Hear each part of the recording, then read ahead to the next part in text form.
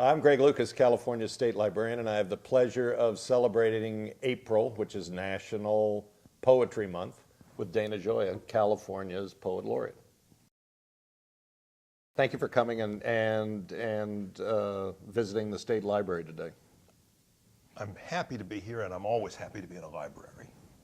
So, what does the California Poet Laureate do?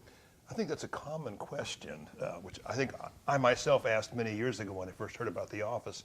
The laureateship is a symbolic office, and what it symbolizes is the importance of literature, the imagination, and language in a democracy. And so what the poet's laureate's job is, I think, is to represent, what those things mean as broadly as possible. To go to libraries, to schools, to arts groups, to museums, and represent literature. Why is poetry so cool? Well, poetry is the most concise, memorable, and expressive way that we use language to communicate to each other and even to communicate to ourselves of what it means to be alive. And so what a poet does is to take speech and to raise it to the level of song. And song is not only pleasurable, but deeply moving.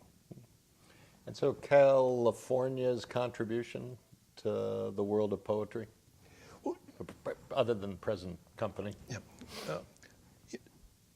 California has almost from the beginning, and it's really quite amazing, been a place that's associated not only with prosperity and progress, but also the imagination and creativity. And from the earliest part of California's history, famous writers emerged. They could be Bret Harte, Mark Twain, the first poet laureate, Ina Coolbrith. And they were writing out of an experience that was different from the rest of the American experience. And it was important, I think, for themselves, for Californians, from the rest of the country, to understand what it meant to be in California. And so for that reason, poetry and literature has always been central to our identity.